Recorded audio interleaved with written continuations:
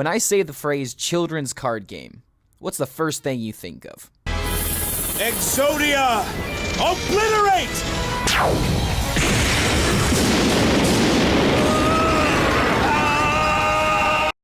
Yeah, me too. Some of my fondest memories as a young, stupid, naive child was watching Saturday morning dubbed Yu-Gi-Oh! With my friends while dueling against each other, trying to be as dramatic as possible just like the characters. But now that I'm an older, stupid, naive adult who finally watched the sub at the ripe old age of 24, I hardly use my physical Yu-Gi-Oh! Cards anymore. They are slowly becoming a relic of the past, and everyone is quickly moving on to the next best thing. All of my friends, including myself, have turned from cardboard to motherboard, because in today's age, it's all about online card games.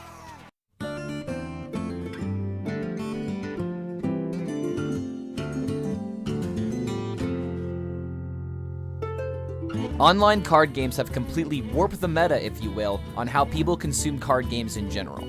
Of course, there have always been playable online versions of face card games like poker, hearts, and solitaire, but for the sake of this video, I'm going to be focusing on combat strategy card games that exist inside the cyberspace, because these kind of card games have a specific barrier of entry that makes it increasingly difficult for beginners. Whenever a beginner is interested in picking up a new card game, the first question that usually gets asked is, Walt, please tell me. How much is enough? How big does this pile have to be? If you look at Magic and Yu-Gi-Oh! Card prices, it can be absolutely unreal what some of these cards are worth, let alone entire decks. But luckily, online card games are inherently less expensive in nature. Games like Hearthstone do everything they can within their power to shower new players with free cards, packs, and rewards. There are rewards for simply playing the game, for completing quests and achievements, for exploring other game modes, and there's even rewards for simply logging in. And finally, the recent inclusion of the Battle Pass gives players tons of free cards and skins, but most importantly, gives a healthy sense of progression as you build up your collection. Compared to traditional tabletop card games, online card games can be extremely accessible to players of all financial backgrounds. And for those of you that are able, you still have the option to buy packs quickly to complete your collection.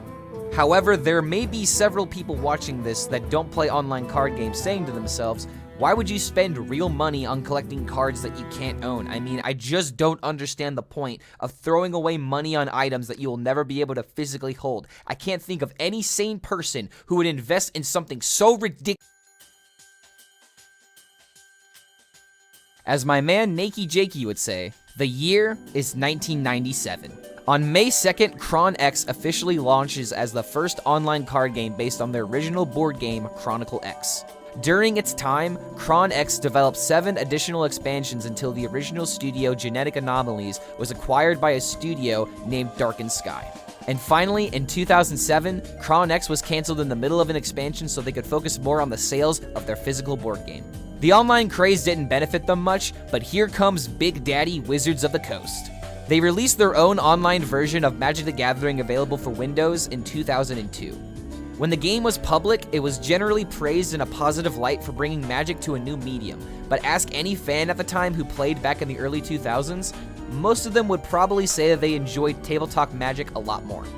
The technology just wasn't there at the time to make this look more appealing than this.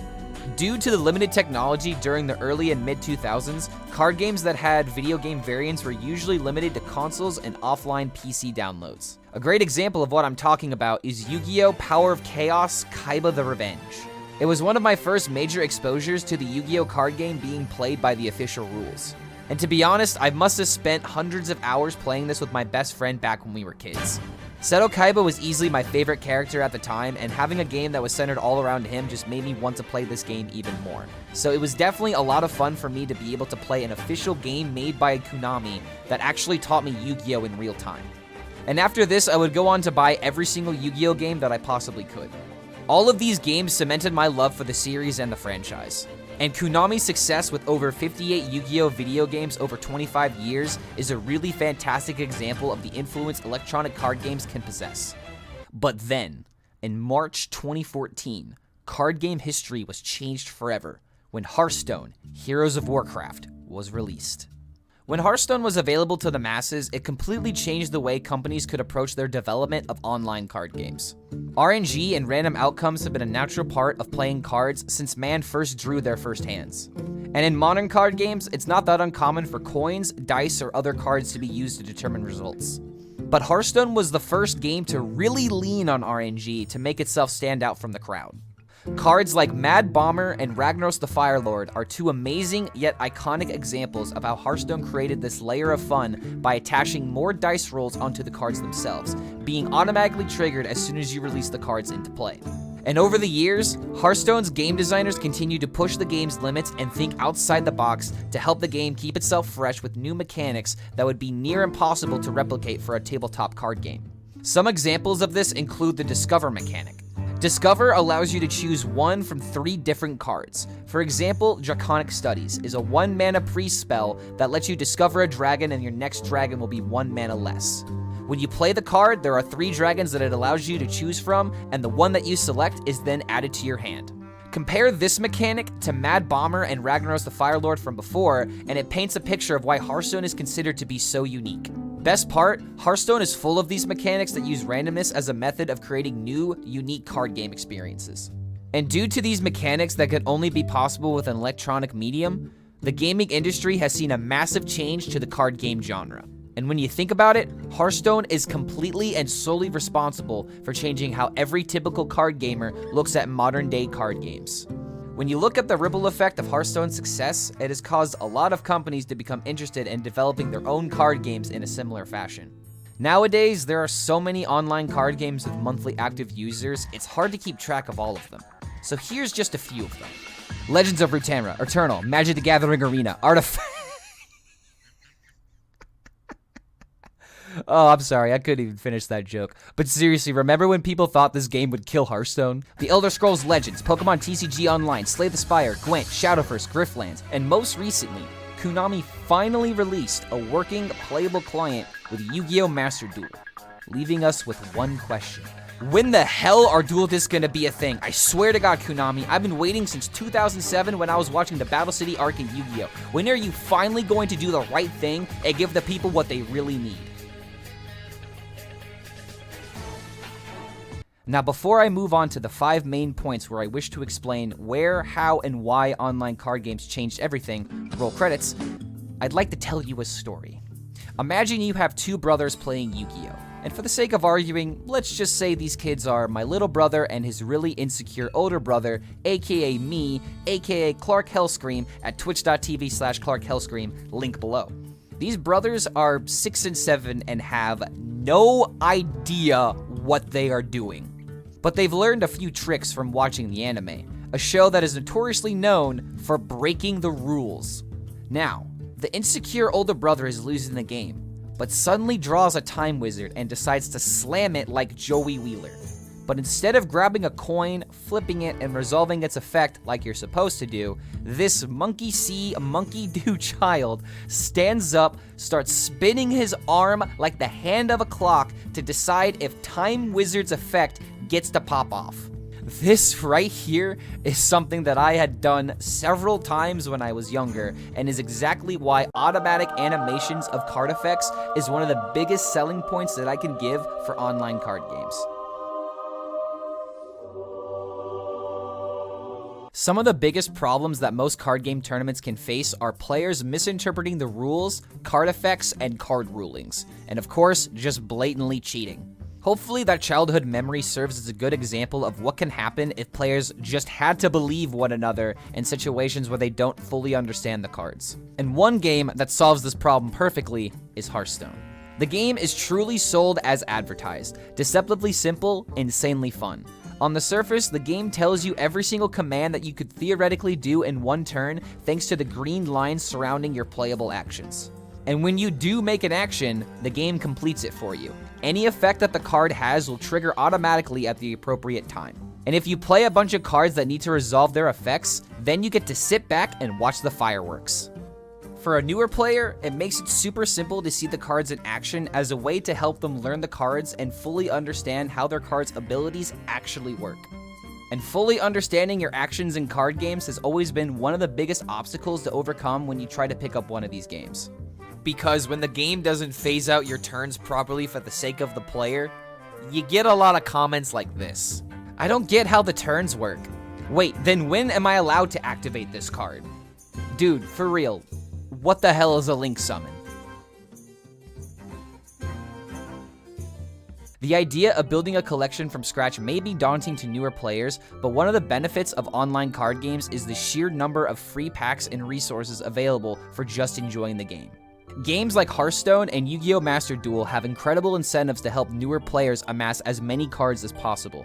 Using these two games as an example, there are three main features that both have in order to help you collect cards ASAP. The first one would be the Tavern Pass, or better known as the Battle Pass in other video games, a system where every single gamer I'm sure is familiar with by now, where you can level up by playing games and receive rewards for doing so. Second, there is a disenchantment and dismantling system where you can use your duplicates or unwanted cards to help you obtain the cards that actually matter. This is very similar to picking up weapons and selling them in Borderlands, to give a non-card game example of how this mechanic can be used throughout multiple genres.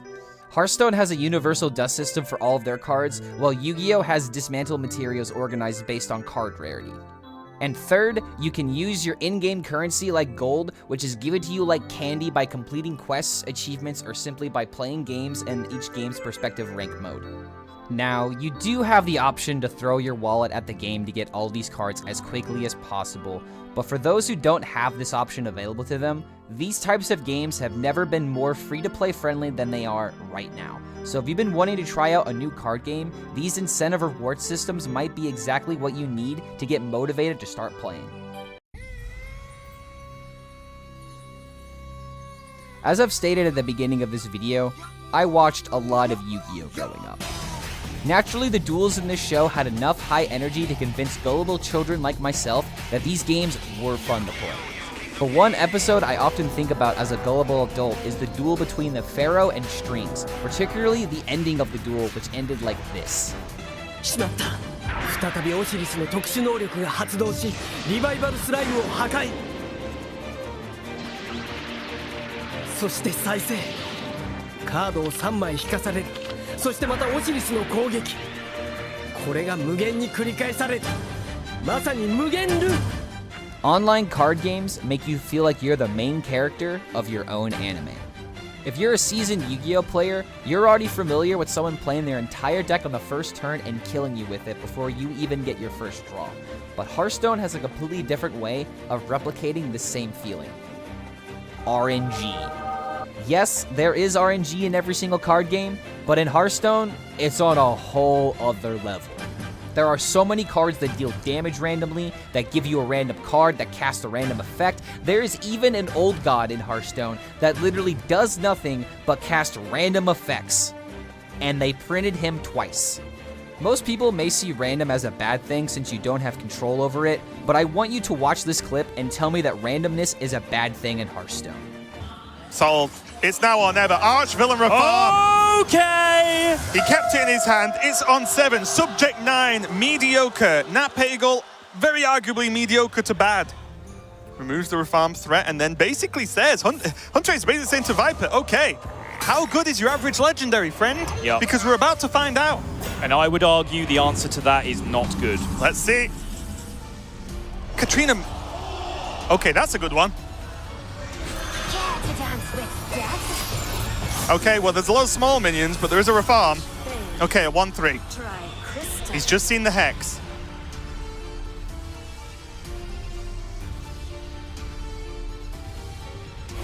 Taunt Totem, definitely not bad. Solves that problem in my book.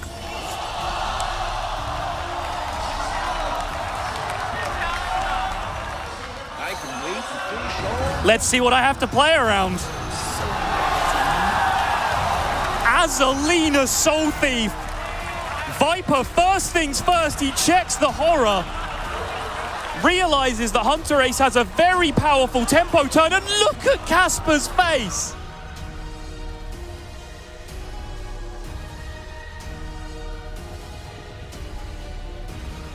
This Lightning Storm will not kill this 5-3 off, as it does become a 5-4, similar to potential low rolls as well on some of the procs.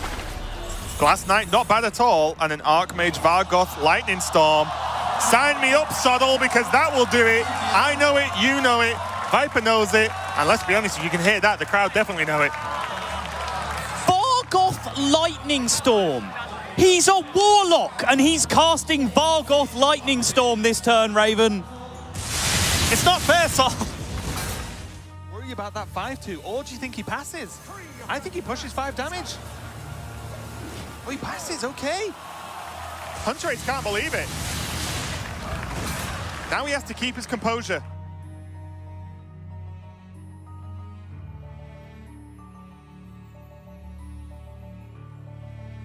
Like I said, he has the minions that can trade, right? Yeah. It will summon a There's tiger. a freaking Stranglethorn Tiger in his hand, Raven. There we go. That you may have heard is Sol ripping up Viper's Zoo list. We don't need Zoo cards anymore. We've got every card in Hearthstone. HunterAce just cannot believe it. Oh, no. Come on. But now he might gig first to go wider. He doesn't. He goes now, and you know what? Let's just see what's going to happen.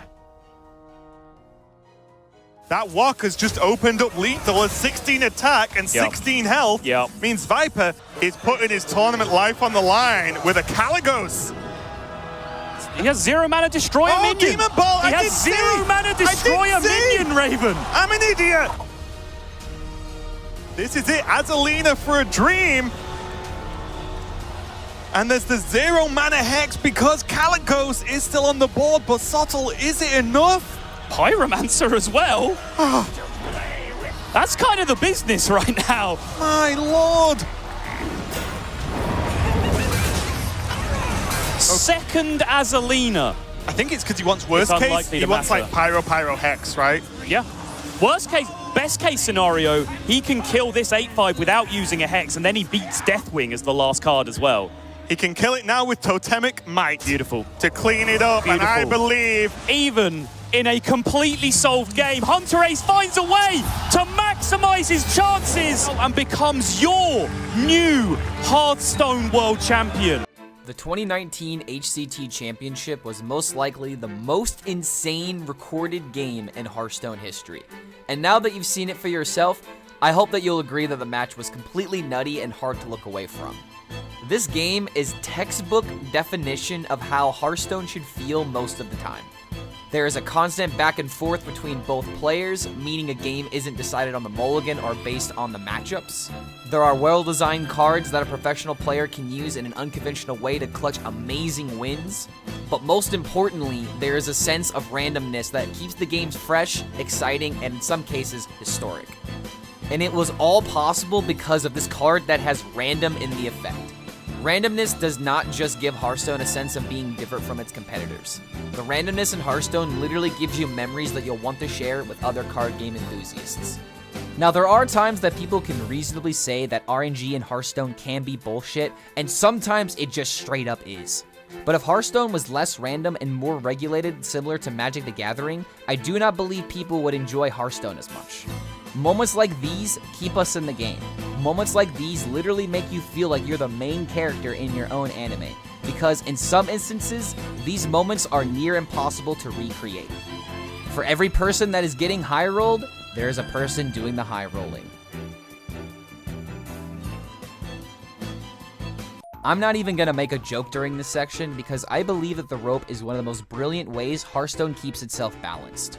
For those of you who don't play Hearthstone, each player has a time limit during each of their turns of about 75 to 85 seconds. And when your turn is almost up, this pops up and tells you that your time is running out. Make your move now or regret it. Because once the rope is done burning, it's your opponent's turn, no takebacks. While obviously this mechanic is mainly used to prevent players from griefing each other's valuable time, there is one part of the rope that I feel like needs to be praised more. The rope is the only reason that we can experience APM decks and card combo loops without breaking the game. Within reason. To explain it simply, I'll use the most common APM deck currently being used in Hearthstone's Alterac Valley meta, Miracle Priest. While this deck doesn't do much in the early game, once it reaches its combo turn, you can easily play almost every single card in your hand and deck depending on certain high rolls. This deck aims to reduce cards that cost 0 mana, so the priest can play most of their hand for free, thanks to the Nazmani Blood Reaver and spells synergizing perfectly. And well, what you end up with is a massive minion dealing game-winning amounts of damage. But if you're not fast enough, not confident enough, or not experienced enough, doing these sort of plays can seem extremely challenging, riding on impossible. Hell, if you don't have the right machine to play the deck, it is literally impossible to play this deck at the most optimal level. And this isn't even getting to the animations of the cards themselves, which eat even more time out of your turn. Now, some people may see this as a negative for mobile players, which is a very legitimate point that I do not wish to undermine, but I love the skill ceilings that these decks generate. As soon as your turn starts, you need to be playing your cards now. What, you want to think about your turn? Well, there's no time to think. You should already know how to win with your deck. You gotta draw your cards, you gotta discover those win conditions, you gotta wait for all these animations. Why are you waiting until the last moment to finally play the one card that we all knew you were gonna end up playing? Alright, I just made a joke. I guess it's time for the last point. One of the reasons I have stuck with this game for as long as I have is due to the wonderful people that I've met while competing in tournaments and creating Hearthstone content. I emerged onto the Hearthstone tournament scene in 2017 when I appeared in my first major cup, DreamHack Denver. During these tournaments, I had the pleasure of getting to meet some of my own competitive idols and grabbing food with them in between rounds. But now that LANs are still not as common as they used to, Twitch can be a great way to meet up with some wonderful Hearthstone players and content creators.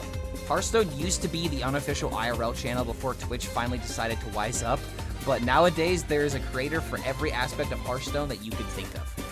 Standard format, wild format, battlegrounds, arena, mercenaries. I have met several people from every game mode on my stream through the 4 years that I have been streaming on Twitch. But if you're not keen on competing in Hearthstone events or socializing in Twitch chat, you could still benefit from the people within the community because the Hearthstone community is one of the most tightly knitted communities in video games. I am no longer talking about Hearthstone personalities and streamers. I am now talking about the people who just simply play the game, otherwise known as data contributors. There are several websites and data teams dedicated to gathering and organizing data during Hearthstone expansion cycles. The most common websites used are Hearthstone Deck Tracker, thanks to HS Replay, and Firestone Deck Tracker, thanks to Overwolf. Anyone who actively uses one of these deck trackers is automatically providing their game data for these websites to take advantage of. Personally, I love to see this as a way the Hearthstone community comes together to help everyone figure out the good decks quickly, so budget players do not have to risk all of their resources on crafting a low-tier deck. These deck trackers aren't just used for game data. They are extremely effective tools to help card players come to their decisions faster. Of course, there is a simple deck list on the screen that tells you what could be drawn from your deck, but some of these deck trackers go above and beyond with some of the tools that they give you. Best part, these deck trackers are officially allowed and even highly encouraged by Blizzard tournament admins as a substitute for pen and paper. And to go into deeper detail about the positives of using deck trackers, I'll be using HS Replay's deck tracker as an example, as it's the deck tracker I am most familiar with. While in game, you have several tools at your disposal, such as display of your cards left in deck and your opponent's played cards. There are several optional counters available that you can integrate onto your deck tracker's overlay, such as total damage on the board. And in Wild, you have counters for Cthulhu procs, Jade Golems, and spells to help you build up your Yogg. Something that can sometimes go unnoticed, but is extremely effective to practice hand tracking, are these numbers that are shown in our opponent's hand. The number tells you what turn a card was added to their hand. And if cards were drawn by other card effects, the tracker will tell you how it was drawn to give you as much information as possible to work with. But the best feature for HS Replay would definitely be their instant replay. This would be my biggest selling point to anyone looking to improve their Hearthstone gameplay overall. These instant replays are a fantastic tool to not just help you revisit your games and identify your misplays, but to look at your opponent's cards during each turn. This perspective is a premium way to help you train against specific matchups, practice and plan out turns without risking ranks, and sharing with your friends to see if they can't spot something that you didn't. Best part, all of these features are available for free as well as the download for Hearthstone Deck Tracker. So if you're interested in using the same deck tracker the pros use in high-stakes tournaments, a link will be down in the description below. Every download with my link is an amazing way that you can help support the channel for free. And while you're visiting their website waiting for your download, you can check out more free resources like card data, mulligan data, meta articles, and all the deck codes and deck lists you can possibly ask for. Now, if you're an aspiring competitive player such as myself, trying your best to qualify for the official Hearthstone events and esports, you may want to check out HS Replay Premium. To prove its effectiveness, I have been using HSR Premium since I started taking Hearthstone esports more seriously. Thanks to their data and resources, I have qualified myself to 2 Masters Tour tournaments in the past 5 months. The data I found most useful was from their Meta tab, a tool that lets you compare top-tier decks win rates, as well as specific matchup percentages. Without Premium, you can still use these features, but you will only be able to see game data presented from bronze through gold ranks. But with Premium, you can see how the meta develops as you raise higher in the rankings. You can even choose to look at data from the past 24 hours, specifically in Top 1000 Legend, if you want to see exactly what the top players are using. And the best way to take advantage of this feature is when you're building tournament lineups. Are you afraid that your tournament lineup is weak to multiple common meta decks? But now you can find the holes in your lineups in order to help you prepare most effectively. When I was prepping for the Masters Tour, I heavily relied on this data when creating my tournament lineups, and so do several other Hearthstone pros. But to drive these points home, the Hearthstone community is one of the most tightly knit communities in all of video games, because there are so many people collecting data, presenting deck tier lists, showcasing meta breakers, and experimenting with off-meta strategies so you don't have to. And for anyone who doesn't know how to begin their experience in Hearthstone, there is a community waiting for you with open arms, waiting to hear what you're interested in playing. I truly believe that there is something available for everyone in Hearthstone. There are several online card games on the market, so why does Hearthstone seem to be remembered so fondly? It's no secret that other card games have attempted the best they can to mimic the same magic that Hearthstone has. Some companies have subtly hinted at Hearthstone influencing their product, while other companies just completely rip off and copy-paste Hearthstone onto their own UI with like 4 changes, much like how I, a 7-year-old child, poorly imitated Time Wizard's effect. But what makes Hearthstone different from the rest of the competition? At the end of the day, Hearthstone is the most welcoming, most memorable card game, and most importantly, the most simple. They literally tell you this on their website. Hearthstone is so much more polished than the rest of its competitors, and there feels like there's just so much honest-to-God love put into the design in this game. From the beautiful artwork of the cards that sometimes go unnoticed, to the fun and flashy animations of cards being played, the details of maps that you can interact with and click to entertain yourself during your opponent's turns, the copious amount of single-player content and detailed story modes available for those who just want to relax, the RNG that may be frustrating at times, but sometimes finds a way to be remembered with laughs, and yes, even down to emote spamming well played against your friends. Hearthstone just feels like home, especially to me.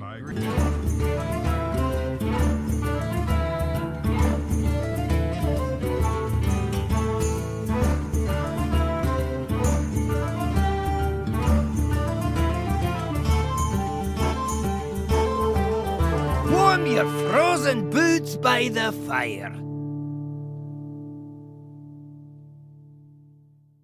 Thank you for making it to the end of this video. I have never put this much effort and quality into any of my content before, so I hope you guys enjoyed how online card games changed everything. I have to give a shout out to Dkayed and to Ben312 as well as Rawrin for inspiring this video, because without me watching their content, this video may have never existed. If you're curious about any of the content creators that I mentioned throughout the course of this video, whether that be through video clips or through their pictures being on the video itself, their links will be down below as well as their channels. And thanks to Blizzard, they have kindly provided me with 2 Voyage of the Sunken City standard bundles to give away, that I will be giving away not only in the comments of this YouTube video, but on my Twitter account. And if you want to enter the giveaway, just simply like and retweet the Twitter post or leave a nice comment on this YouTube video. I'll be choosing 1 winner from the Twitter post and 1 winner down below in the comments. Not to mention, if this video hits 1,000 comments and if the Twitter post hits 2,000 likes and retweets, then I'll be giving away a mega bundle to 1 random YouTube subscriber that comments on this video. So if you want to increase your chances for the giveaway, make sure to tell all your friends. And if you guys haven't heard yet, I will also be participating in the Wild Theory Crafting stream that is set to take place on April 7th from 9 a.m. to 3 p.m. Pacific time. This will be taking place on my Twitch channel as well as several other content creators' Twitch channels. So if you guys want to check out that information, make sure to bookmark April 7th because it's going to be an amazing time. I hope you guys enjoy the hype centered around the new expansion, and I also hope you guys enjoyed this video essay. And we'll see you for the next video.